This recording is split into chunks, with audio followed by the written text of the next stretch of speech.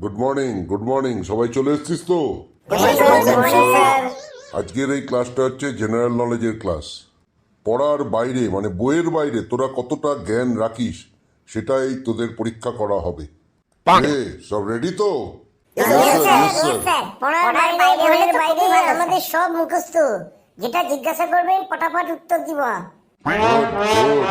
তোদের এই positive response দেখে আমি তো খুব খুশি। ঠিক আছে, আজকালকার দিনে মানুষের জলের ব্যবহার খুব বেড়ে গেছে, অপচয় হচ্ছে।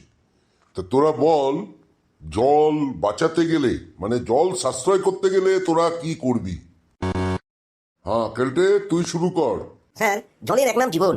এই জন্য আমি চেষ্টা করবো যাতে জলের অপচয় না হয়। তার জন্য মুখ ধোয়া, স্নান করা সব বন্ধ করে দেবো। তবে সেটাও সমস্যা স্যার, শুধুমাত্র বর্ষাকালে যখন বৃষ্টি হবে সেই সময় স্নানটা করে নেব আর মুখটাও ধুয়ে নেব।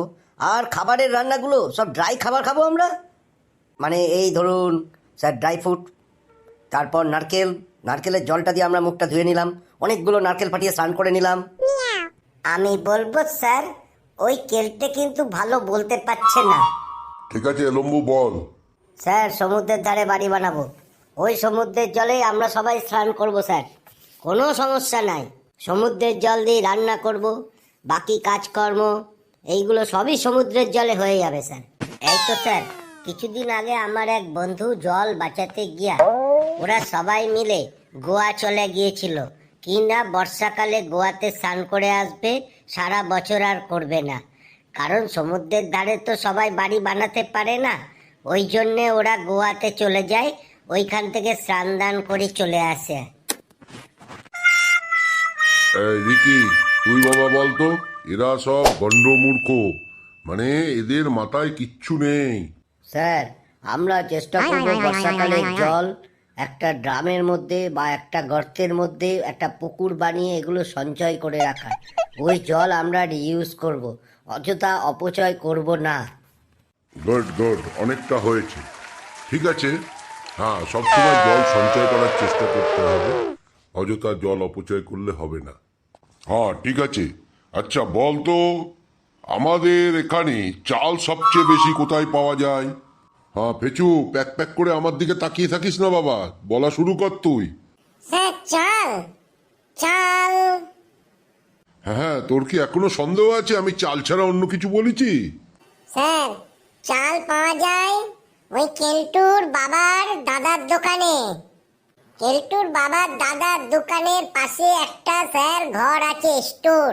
ওর মধ্যে বস্তা বস্তা চাল রেখে দিয়েছে, কোনোটা লম্বা কোনোটা ছোট, বিভিন্ন ধরনের। রাত হলেই সেই চালের গাড়িগুলো আসে আবার চলে যায়। এই কেলটুর বাবার দাদার দোকান মানে আমার জ্যাঠামশাইয়ের দোকানে কইতেছিস? হ্যাঁ হারামজাদা, তোর তোর ওই বন্ধুর পাশের বাড়ির বন্ধুর দোকানেরটা বল। আরে কেলটু, মাথা গরম করিসনি বাবা, তুই আমার দিকে তাকা, আমার দিকে তাকা। কি হয়েছে রে, ঘটনাটা বলতো। স্যার, কি আর বলবো, ওরও ওখানে পয়সা আছে, চাল ভর্তি গোডাউনে, কত রকম চাল এপার ওপার করছে চাল নিয়ে।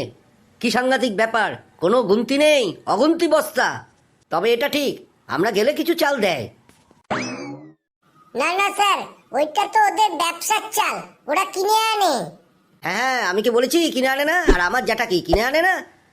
আরে তোর জ্যাঠা তো স্কুলে স্কুলে সাপ্লাই করে, ওই রান্না বান্না করার জন্য কিছু কিছু বস্তা এদিক ওদিকও করে দেয়। এই চুপ, কোনো কথা হবে না। কে ভালো বলতে পারবি বলতো চাল কোথায় পাওয়া যায়? স্যার, আমি বলবো। স্যার, চাল পাওয়া যায় সবচেয়ে বেশি গোডাউনে। ওই যে আমাদের সরকারের যে এফসিআই গোডাউনটা আছে, ওর মধ্যে গেলেই দেখতে পারবেন দুনিয়ার বিভিন্ন রকমের চাল পড়ে আছে। ওই চালই কেলটুর বাবার দাদা, ফেচুর বন্ধু, এরাই ওখান থেকে কিনে আনে। সুতরাং চাল বলতে গেলে ওই গোডাউনের ভেতর মানে সরকারি গুদামের ভেতর থাকে। বুঝতে পেরেছি, চাল কোথায় পাওয়া যায়? সরকারি গোডাউনে, আর কেলটে জ্যাঠার দোকানে, আর ফেসর বন্ধুর দোকানে। এই তোরা পড়াশোনা করছিস, কে বলতে পারবি? হ্যাঁ ফেচি, তুই বল। স্যার, আমাদের দেশে চাল সবচেয়ে বেশি উৎপন্ন হয় আমাদের পশ্চিম বাংলাতে, বর্ধমান ডিস্ট্রিক্ট, হুগলি ডিস্ট্রিক্ট, বিভিন্ন ডিস্ট্রিক্টে সবচেয়ে বেশি চাল পাওয়া যায়। এই চাল সারা ভারতবর্ষে মানে দেশে বিদেশে সাপ্লাই হয়। দেখ, এটাই হচ্ছে জেনারেল নলেজ। ভালো পড়াশোনা করছিস, ঠিক আছে। আজকে ঘন্টা পড়ে গেল, আজকে যে যার মতন বাড়ি যা। পরের দিন আবার জেনারেল নলেজ নিয়ে আলোচনা হবে।